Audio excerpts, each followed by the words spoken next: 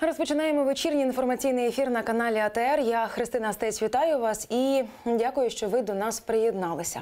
Я сподіваюся, що впродовж наступних кількох хвилин до нас приєднається також і гість нашої студії, якого ми чекаємо. Власне, йдеться про радника міністра внутрішніх справ України Івана Варченка. І, власне, розпочнемо з того, поки гостя нашого ще немає. Я, власне, повідомлю, про що ми будемо говорити, з якої теми розпочнемо. Йдеться про те, що в ніч на четвер, тобто сьогодні вночі, у польському сенаті відбулося голосування за зміни до закону про Інститут національної пам'яті, якими вводиться кримінальна відповідальність за заперечення злочинів українських націоналістів, а також за приписування польському народові нацистських злочинів.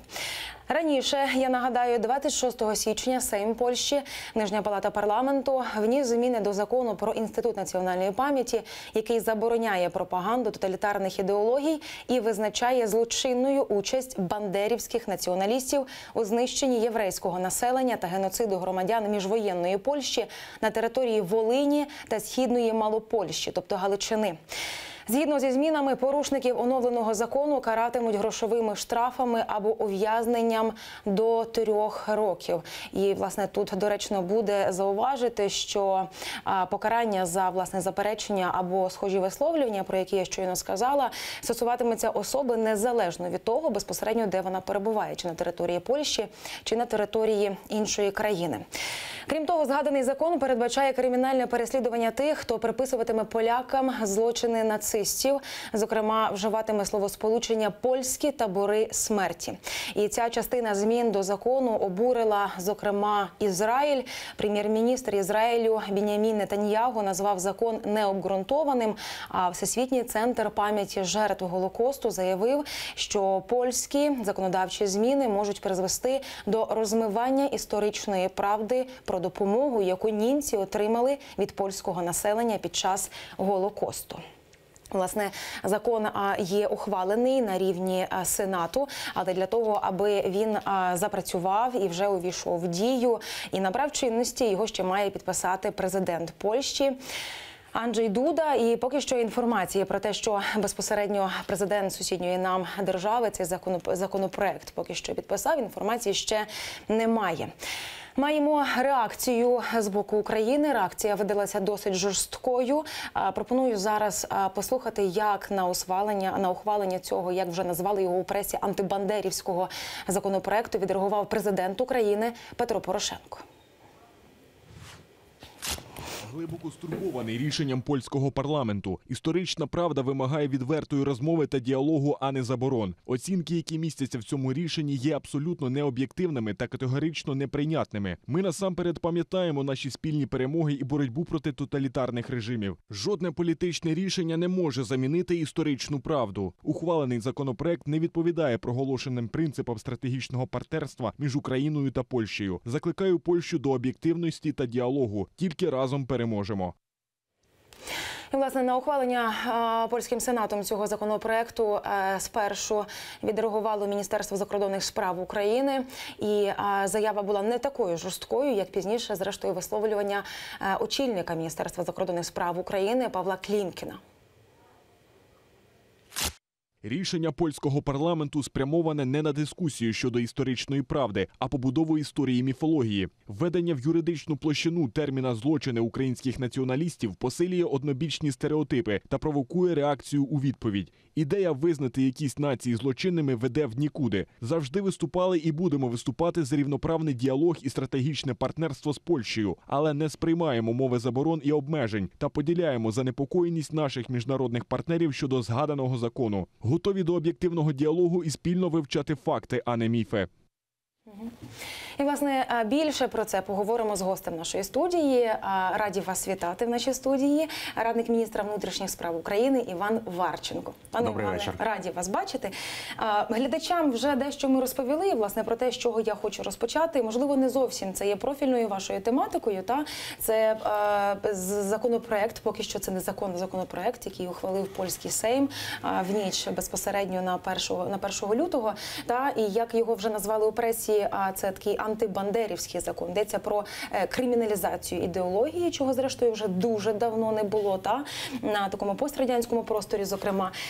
І багато ми вже розповіли і про заяви, і про те безпосередньо за що каратиметься та згідно з цим законом, і про що йдеться. І безпосередньо профільно до вас хочу запитати в цьому контексті. Ви як радник та Міністерства внутрішніх справ, що би ви порадили, зокрема цьому відомству, якщо говорити про надалі можливі провокації, можливе, скажімо, загострення безпосередньо в націоналістичних українських колах, та як реакцію? Насправді почалася історія не від сьогодні.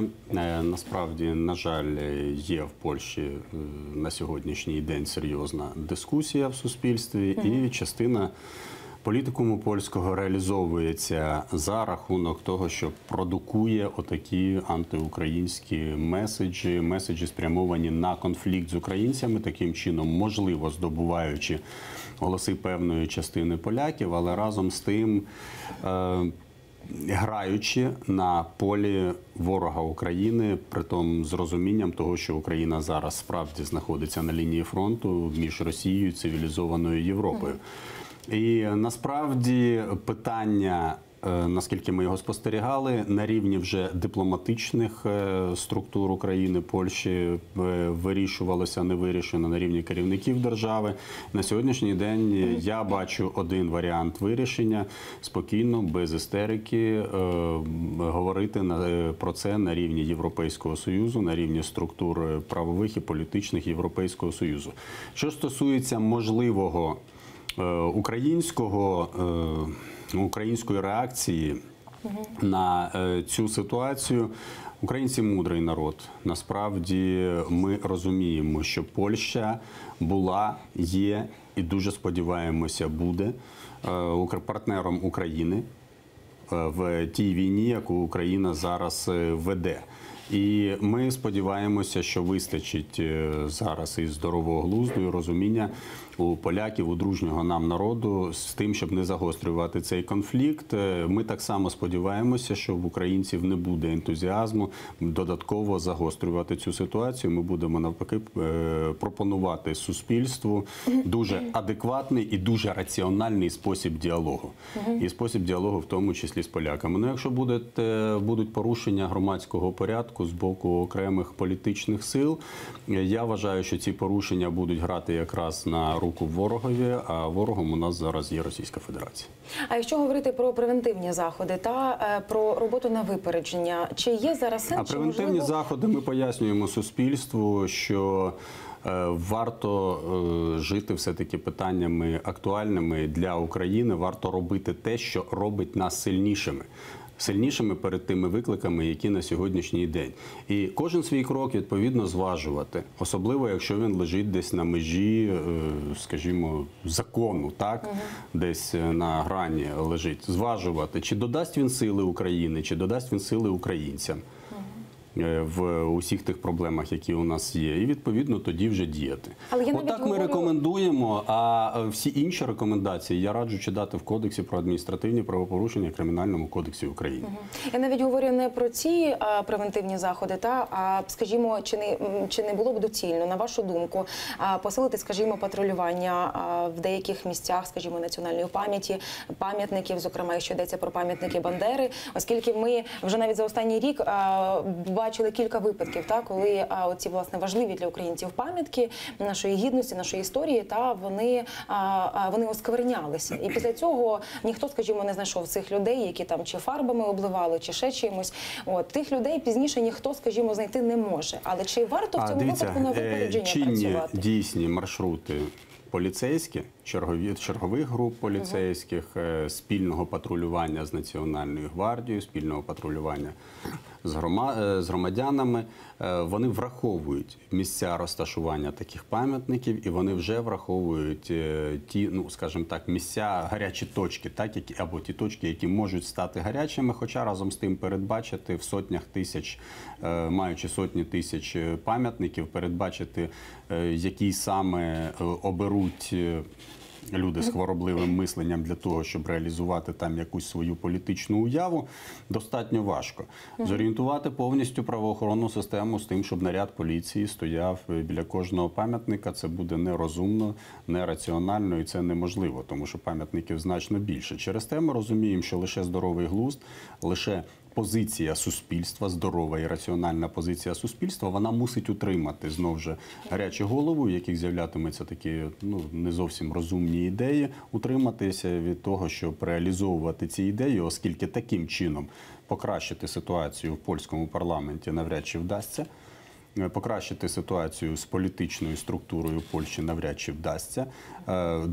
Дати додаткову адекватність українців для Європи, для європейських керівників, які будуть проводити ті перемовини, на які ми сподіваємося з польською стороною, спільною з українською. Знову ж, адекватності не додасть, якщо частина українців буде нищити там пам'ятники чи займатися якимись іншими актами вандалізму. Тобто зважувати, що це принесе і чи зробить це нас сильнішим. Я почула вас, спасибі, зокрема, власне, в контексті патрулювання, і, зокрема, маршрути, які ви згадали, які чітко визначені, і, зрештою, патрулі, вони беруться до уваги, я теж це почула. І в цьому контексті логічно перейду вже до іншої теми, що, напевно, ці національні дружини, про які ми вже говоримо кілька днів після цього маршу в центрі столиці, вражаючого, можливо, якраз і цих кілька сотень хлопців теж можуть допомогти, зокрема, і в цьому питанні. Глядачам я нагадаю, власне, про що йдеться, і пізніше ми з вами детальніше проаналізуємо. Я нагадаю, що 28 січня більше 600 людей вийшли у центрі Києва на марш і присягнули на вірність українському народові. Національні дружини називають себе громадською організацією, заснованою ветеранами полку Азов Національної гвардії України.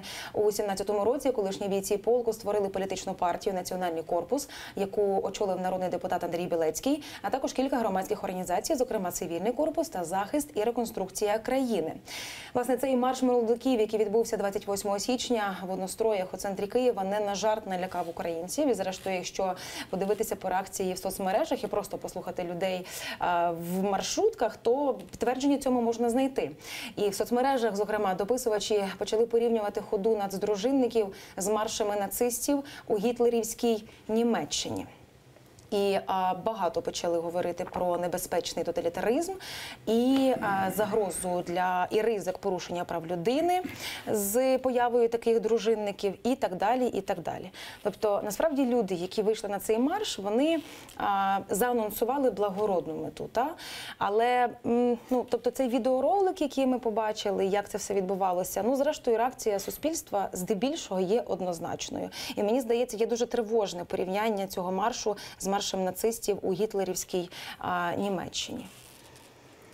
Дивіться, я хотів би зараз перейти від емоційних речей, про які ви вже сказали, які відчутні, які можна прочитати там в соцмережах, видно з засобів масової інформації, і перейти до певних більш раціональних речей. Я розумію, що навіки перелякану людину важко чимось переконати, жодні раціональні аргументи тут не діють, тут потрібен або психотерапевт, або потрібен якийсь час, можливо, історія якась для того, щоб ця людина повернулася все-таки до раціонального життя. Я нагадаю нашим українцям, особливо тим, які бояться зараз, що насправді це абсолютно не нова форма демонстрації своєї сили чи то м'язів з боку українців. Насправді будь-яка хода, будь-яке масове зібрання людей, які після того демонструючи якісь марші, часто сприймалося, ці були під час опозиції, наприклад. Інколи ця хода складається з молодих людей. Інколи це були громадські організації. Я нагадаю, що на початку 2000-х років там «Свобода» марширувала у нас по Києву. І та сама була той самий інформаційний супровід. Що це ті самі фашистські дружини відроджуються в Україні. Потім марширували у нас фанати футбольні з факелами. Знову ж відроджуються фашистські дружини і таке інше. Зараз ви будете говорити про деталі. А я говорю, що в цілому. Те саме, коли ви піднімете 2007-2008 рік і подивитесь, що робилося не в соцмережах, а що робилося в засобах масової інформації. Те саме після кожної факельної ходи політичної партії «Свобода» чи якоїсь із громадських організацій, після того піднімалося, що в Україні відроджується фашизм. Я це абсолютно переконливо вам говорю. Саме так і було. Я погоджуюсь тут. Я говорю не про сам момент цієї ходи. Я говорю про створення цієї організації. Це перший момент, про який я хотів сказати. А тепер про організацію. Створення у нас організації, в Україні, знаєте, яка збирається наводити лад в українських містах і спільно з поліцією патрулювати міста і співпрацювати з поліцією. Правильно ми сприймаємо знову ж. Кожен громадянин України живе в вільній демократичній державі, в якій є законодавче поле певне і Конституція України. Конституція України дозволяє кожному громадянину України, нам з вами і з оператором, зараз створити громадську організацію, а потім сказати, ми хочемо займатися громадським порядком, захистом громадським порядком, тому що я сильний, ви красива, а він може все це зафіксувати на відео, наприклад, порушення громадського порядку. Закон нам дозволяє створювати громадські організації. Що відбулося? Чи незаконне створення громадської організації? Ні, це законний крок. Чи є незаконним демонстрація чи вихід хлопців на масову акцію в центрі Києва? Ні. Кожен громадянин України, 39 стаття, дає можливість збиратися мирно без зброї, що вони і зробили. А тепер далі.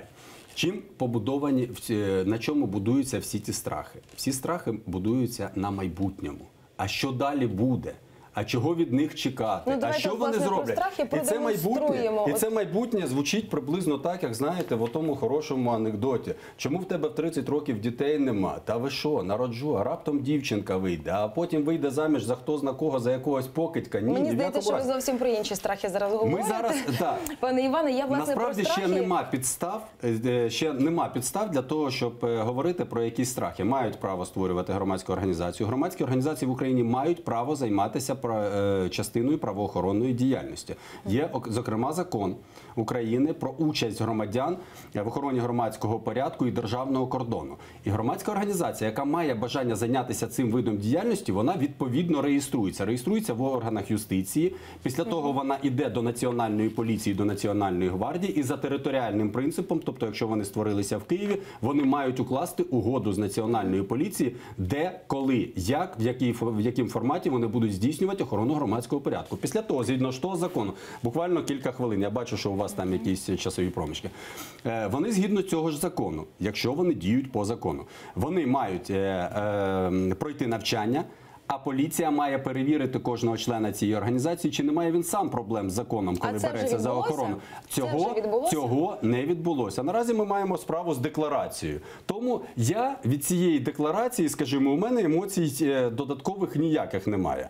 Якщо вони далі будуть діяти в форматі такої організації, яка хоче охороняти громадський порядок чи державний кордон, то вони мають зробити ще кілька кроків, якщо вони хочуть діяти в форматі охорони громадського порядку, але не дотримуючись українського закону, тоді, вибачайте, ми говоримо таким людям, що, дорогі друзі, шукайте іншу державу, яка це дозволяє робити. В Україні є законність і по закону будете діяти. Якщо ж громадська організація буде діяти не по закону, наприклад, і вимагати від людей там документи, чи буде затримувати цих людей так десь на вулиці, буде здійснювати ті речі, то відповідно їх діяльність може кваліфікуватися за іншими статтями Кримінального кодексу, це як хуліганство або ще якісь інші, ну в залежності від обставин. Тобто я хочу уточнити, так? Така діяльність є незаконною. Ви говорите про громадські організації, і насправді дуже багато громадських організацій, зокрема громадські організації, які, скажімо, дітям допомагають. Правильно. І нормально, коли саме таких організацій, от я вам скажу, які охороняють громадський порядок і державний кордон, на початку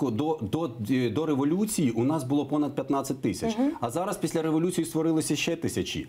Саме таких. І тобто, коли в центрі Києва понад 600 молодих хлопців, абсолютно спокійних, фізично підготовлених, більшість з яких, всі вони в спеціальній формі, знову ж таки питання, звідки вони взяли гроші на цю форму, хто їх фінансує, більшість з них прикривають свої обличчя балаклавами або ще, скажімо, в інший спосіб, і з досить категоричними заявами вони виступають, то яка панує думка, що насправді міністр внутрішніх справ або, скажімо, президент, якщо не президент, принаймні міністр внутрішніх справ, мав би певним чином відреагувати на цю ситуацію як найбільш загрозливу ситуацію. Але в той же час виникає думка про те, що насправді це з подачі міністра внутрішніх справ відбулося безпосередньо створення цієї громадської організації, і багато там вже хто говорить про те, що наближаються вибори і так далі, а це як інструмент демонстрування, скажімо, своєї сили. Абсолютно нісенітниця. Створити громадську організацію, члени якої говорять, що вони люто ненавидять президента. Організацією можна назвати будь-що. Я вам просто покажу один приклад. Давайте. І потім я кілька питань ви задали. Безпосередньо роботи цієї громадської організації. Я, власне, хочу нагадати, що, принаймні, журналісти у Черкасах підмітили, що схожі нацдружинники вже засвітилися безпосередньо у Черкасах. У понеділок, 29 січня, не так давно, люди в чорній та плямисто-сірій уніформі, знову ж таки, плямисто-сіра уніформа, зайшли до приміщення міської ради Черкас і не випускали депутатів з сесійної зали, поки вони з 5-ї спроби, власне, ці фотографії, з 5-ї спроби не ухвалили бюджет міста на 18-й рік. Ми бачимо типового представника громадської організації. І ви говорили про страхи, от безпосередньо звідси корінь цього страху, та? Коли йдеться про можливе використання або застосування сили людьми, які ховають свої обличчя. І... Отже, ми в першій частині, я зрозумів ваше питання, в першій частині ми говоримо, що в Україні, як демократичній країні, люди мають право створювати громадські організації, більше того, вони мають право говорити, ми хочемо захищати громадський порядок і співпрацювати спільно з поліцією чи з прикордонною службою. Про це ми переговорили, так чи мають. Тому я в першій частині радив би не поспішати засуджувати молодих людей віком від 14-15 до 25 років і говорити, що місце їм у в'язниці чи десь... Цього ніхто не каже, і ми їх не засуджуємо. Я сподіваюся, про це дехто каже, але ми зараз про це не... Тобто ми говоримо в цій першій частині. Тепер в другій частині. В другій частині. В тому, якщо Україна демократична правова держава, то в Україні заборонено існування мілітарних громадських організацій. А це не мілітарна громадська організація? Конкретно є стаття Кримінального кодексу 260, яка забороняє воєнізовані, в українському форматі це звучить так, воєнізовані або збройні формування. Воєнізованим формуванням є, там треба попрацювати законодавцю над цим формулюванням, але те, яке має ієрархію, те, яке має підпорядкування, яке має керівництво, так, єдиноначаліє, так зване, яке займається військовим вишколом або займається спортом. Відповідно, під це таке широке означення потрапляє будь-яка дворова команда з футболу, складена з дітей. Ця організація абсолютно потрапляє під це означення. Так, в широкому розумінні вона може потрапити, але я знов кажу, дитяча дворова команда чітко потрапляє під це означення, бо у них є капітан, у них є підпорядкування, і вони займаються спортом. Тобто тут законодавцю є над чим пропрацювати, що стосується воєнізованого. Але воєнізовані і збройні формування в Україні заборонені. Ми розуміємо, що реальну загрозу становлять вони, коли стають збройними, наприклад. У разі, якщо хтось із гарячих голів, хтось із молодих людей вирішить створити альтернативну державним структурам воєнізоване формування, ця особа може відсидіти до 15 років згідно цієї 260 статті Кримінального кодексу. Тобто там серйозне кримінальне покарання за це йде. В Україні є дозволені воєнізовані формування, Збройні сили України, Національна гвардія, Нацполіція, прикордонна служба, в яку ми ласкаво запрошуємо молодих активних людей, які хочуть реалізувати себе в такому силовому форматі. Але ситуація в Черкасах, ви, скажімо, не прокоментували. А тепер ще два питання. Ситуація в Черкасах і те, що стосується участі, наприклад, МВС у формуванні таких організацій. Насправді, ті люди, які спостерігають за процесами, які відбуваються в Україні, я думаю, вони менше задають таких питань, а в залежності від симпатії, антипатії можуть, звичайно, задавати в межах провокації. МВС є чим зайнятися. У нас 130 тисяч національної поліції, у нас 60 тисяч Національної гвардії, у нас 50 тисяч прикордонної служби, у нас майже 80 тисяч ДСНС. У нас є чим зайнятися. У нас ідуть реформаційні процеси і процеси модернізації. У нас йдуть процеси навчання, процеси набору нового складу. Це, якщо у вільний від роботи час співробітники МВС ще займаються створенням громадських організацій, там філателістів чи без охорони громадського порядку, чи якихось плавців на воді, то насправді це нісенітниця, це цілковита нісенітниця. І тепер, що стосується оцієї черкаської ситуації і інших ситуацій, які ми могли бачити по Україні. Всі вони мають ознаки, чіткі ознаки, які кваліфікують їх як кримінальний злочин. Черкаська кваліфікована за 296 статтею Кримінального кодексу, це групове хуліганство. Була ситуація в Кременчуці, теж пов'язана чи з цією організацією, чи з аналогічною організацією з аналогічною назвою. Там теж є своя кваліфікація. Ми можемо бачити, теж 345 стаття Кримінального кодексу, це теж важка стаття, яка передбачає ув'язнення і може навіть тривале ув'язнення. Це опір співробітнику або погроза співробітнику правоохоронних органів, 345 стаття Кримінального кодексу. І всі інші ситуацій, яких було доволі багато, чи то під час масових акцій, а всього в масових акціях тільки в 2017 році близько 700 масових акцій, які відбувалися в Україні, закінчувалися тим, що їх організатори вирішили реалізовуватися за рахунок того, що давайте поб'ємося там з поліцією чи з Національною гвардією. Тобто їх було доволі багато, цих ситуацій, багато, як для демократичної правової держави, але як для держави, яка знаходиться в такому транзитивному стані, знаєте, можливо, це той етап, який треба пережити. І про балаклави. Чи мають право громадяни України носити балаклави?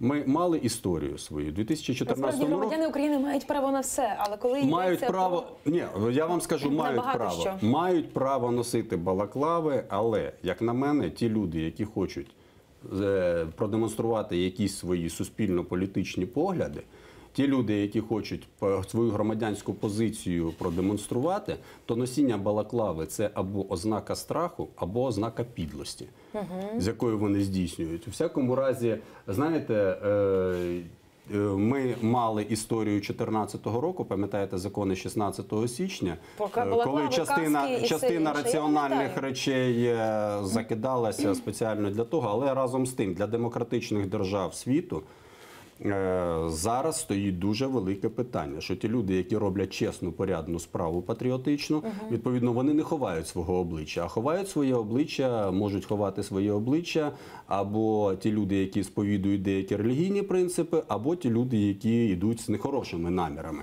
І відповідно, з 2011 року, починаючи з Франції, а після того і Бельгія, Нідерланди, Німеччина і Австрія прийняли рішення стосовно заборони хіджабу, жіночого одягу, не говорячи вже про паранджу, елементів жіночого одягу, не говорячи про паранджу в носінні в громадських місцях. І відповідно я б дуже радив усім українським політикам, громадським діячам, особливо громадським діячам, коли вони роблять справді потрібну для країни патріотичну справу, то не ховати своє обличчя. У нас на фронті хлопці перестали ховати своє обличчя ще в 2014 році. І коли зараз я бачу людину, яка ховає своє обличчя, то враження в мене не найкраще. Я розумію, що, скоріш за все, ця людина менше патріота, ніж хуліган. Тобто, я так розумію, що насправді зараз Міністерство внутрішніх справ, зокрема в вашому обличчі, як радника Міністерства внутрішніх справ, абсолютно відмежовуєтеся від цієї історії, про те, що вона не має жодного відношення. Ми розуміємо, що відношення... в Україні безліч громадських організацій, громадських ініціатив.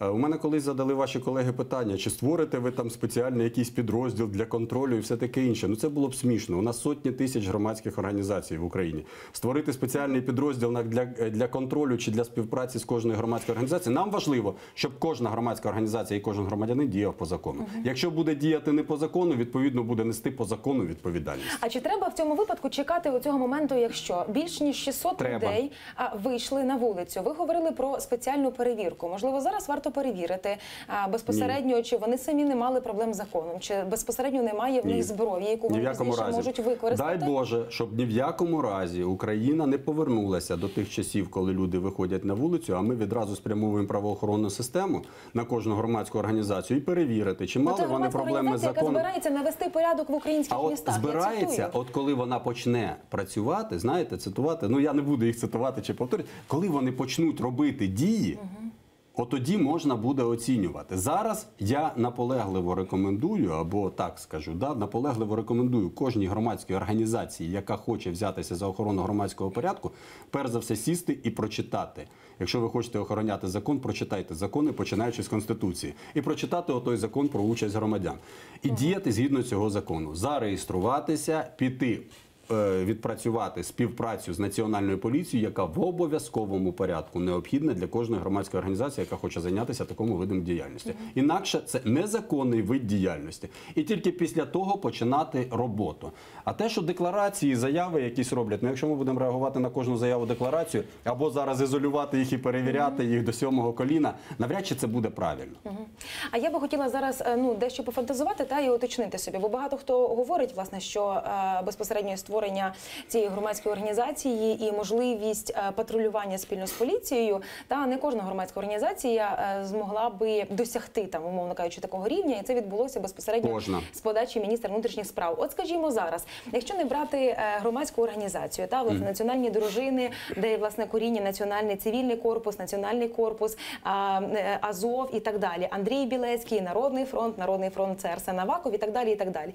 Говоримо абсолютно про іншу організацію, яка не має відношення ні до Білецького, ні до Народного фронту, а відповідно там, можливо, до міністра пана Авакова. Теж, знову ж таки, 600 людей, 600 хлопців, якось там вони називають, ніхто не знає, хто вони, звідки і так далі. Вони теж себе, певно, назвали, оголосили свою доктрину, сказали про те, що ми будемо захищати права українців і наводити порядок в українських містах, ми будемо спільно з поліцією патрулювати. Вони виходять, знову ж таки, у спеціальній формі, вони виходять в балаклавах і так далі. Міністерство внутрішніх справ відреагувало би так само, як, скажімо, на цю історію? Абсолютно так само. Я вам нагадаю ще багато історій. 2014 рік, Харків, початок агресії, «Руська весна», Харків ставиться як одне з головних міст, яких треба зайняти, оскільки тоді тільки можна говорити про Новоросію повноцінно, тому що Харків – столиця Новоросії. У них було інше, бо тоді звучали заклики до повалення українського суверенітету, які загрожували територіальній цілісності України. Правильно. Це абсолютно інше. І саме тоді в Харкові я особисто брав участь і допомагав по створенню багатьох таких громадських організацій. Першим кроком яких було це реєстрація, і тут же вони бігли в міліцію в тодішню і домовлялися, що ми в Харкові, ми в Ізюмі, ми в Куп'янську, ми в Первомайську, ми в іншому місті будемо організовувати, і поки на шпагаті на Широчезному стоїть правоохоронна система, ми будемо захищати порядок на наших вулицях. У Києві відбувалося те саме. Поки міліція не могла працювати в силу різних причин, а в основному через переляк після революції, не могла працювати ефективно і робити свою діяльність, бо морально-психологічно подавлені були, саме громадські організації ходили, хтось в балаклавах, хтось без балаклав, хтось там в касках і з палками по вулиці, і дивилися, щоб тітушки не бігали, не били і не грабували людей. А потім все наше українське суспільство в кінці березня і на початку квітня аплодувало теж молодим гарячим хлопцям, які приходили отак само, організовувалися і говорили, що ми готові піти на фронт. Ми готові піти захищати країну. Під час Майдану теж тобто люди нам треба просто брати і, знаєте, суспільство має бути хорошим педагогом. Я знов повертаюсь до того, що це молоді хлопці. Хлопці, які декларують хороші принципи. І я б сказав, що у нас є 3 дуже важливих причини, від яких ми не повинні боятися. Чому ми не повинні боятися таких організацій? Перше.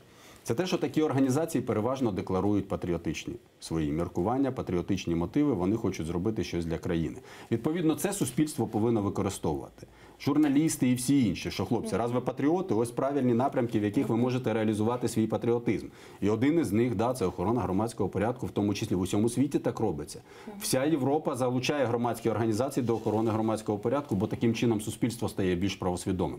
І вони це розуміють. Насправді, я б розказав, тут ціла цікава історія, але зараз не буду розказувати. Другий момент. Суспільство у нас стало іншим. Воно не дасть реалізуватися зараз фашистським будь-яким сценаріям, бо ми розуміємо, що таке є цінності сьогоднішні українські, і через те просто завтра у них не буде громадської підтримки, ніхто їм не поаплодує, якщо вони спробують реалізовувати якісь власні шкурні інтереси. Займатися там рейдерством, бандитизмом на вулиці чи чим іншим. А якщо раптом Міністерство внутрішніх справ повинно буде за це відповісти? І тоді є третє. І тоді є Якщо третя раптом, причина. добре, Якщо потім раптом відповісти. є третя причина, і вона є відповіддю на ваше питання. У нас абсолютно інша зараз правоохоронна система, ніж та, яка була, наприклад, на початку 2014 року. У нас 130 тисяч поліцейських, із яких 40 тисяч мають досвід бойових дій. У нас 60 тисяч нацгвардійців, із яких 35 тисяч мають досвід бойових дій. У нас, коли ви подивитеся на Національну поліцію і подивитеся на Національну гвардію, а ви візьміть і 2 фотокартки зробіть, то у вас не буде страху від громадських організацій. Ви зрозумієте, що справді Україна стала набагато сильнішою. Отже, самі громадські організації, суспільство і правоохоронна система, вони здатні зробити дуже раціональною, розумною і, головне, перспективною для країни оцей рух. І тепер, якщо ми маємо 3 хвилини, я якраз цю цікаву історію розкажу. А давайте, без цікавої історії, можливо, в інший раз, бо в мене було ще одне уточнення, власне, про... Я про європейський досвід, як вони залучали. Теж з тертям, з проблемами, але залучили громадськість. Про цю колегію, яка відбулася, якщо я не помиляюся, 26 січня чи 27 січня, колегія Міністерства внутрішніх справ, де багато цифр звучало. І було дуже багато заяв, зокрема, від міністра, про те, що насправді рівень злочинності в Україні зменшився. Кількість злочинів, які розкриваються, збільшилися. І кількість, зокрема, особливо важких злочинів теж на третину збільшилася. І так далі, і так далі, і так далі. І в той же час, тобто українці можуть почуватися абсолютно в безпеці, але в той же час... Ні. Про це не було сказано, що українці можуть почуватися в абсолютній безпеці. Нам є куди рухатися. Тобто рівень безпеки громадян зростає невпинно, це ми якщо говоримо про це говорити. Так, і в той же час ми говоримо про те, що власне потрібні такі формування для того, аби допомагати поліції. Тобто виглядає, що наче щось не так. І в той же час йде попередження про те, що рівень терористичної загрози в Україні після, знову ж таки, історії в Харкові, коли жінка з пакету дістала щось, а воно вибухнуло, вона постраждала і постраждав її внук. Тобто якісь речі певні суперечать. Статистика, те, що ми бачимо на вулицях, що відбувається в Україні. Отже, завершуючи тему про формування, чи справиться Нацполіція сама? Справиться, але зі скрипами не буде такою ефективною. Колись на початку 19 століття в Британії був такий класик поліцейської роботи Роберт Піл, який сформував принципи і сказав, що, дорогий міністр внутрішніх справ тодішній, сказав, що поліція стає в десятки разів сильнішою тільки тоді, коли вона співпрацює з суспільством і залучає суспільство до правоохоронної роботи. Відтоді вся Європа і весь цивілізований світ, Америка, Ізраїль, вони рухаються в цьому напрямку. Максимально залучити суспільство до правоохоронної діяльності. І через те тут немає конфлікту. Поліція так справиться, але це буде гірше справлятися, тому що будуть бар'єр між поліцією і суспільством. Тому залучати треба суспільство до правоохоронної діяльності. А що стосується цікавих моментів, які були озвучені, крім того, що у нас зменшена кількість в 2017 році, десь на 25% зменшено кількість злочинів, це значить 25% людей не постраждали від злочинців. І десь на 25% покращилося розкриття цих злочинів. На цьому ставимо 3 крапки. Ставимо 3 крапки і сподіваємося на наступні зустрічі. Іншого разу в цій же студії ми з вами дообговоримо. Це означає лише, що 17-й рік став кращим від 16-го, але означає так само, що нам є над чим працювати. Спасибі вам, пане Іване, за цю розмову. Іван Варченко, радник Міністерства внутрішніх справ України, був гостем нашої студії. Я дякую, що ви теж були з нами під час цієї розмови. І залишайтеся з АТР і надалі. Побачимося.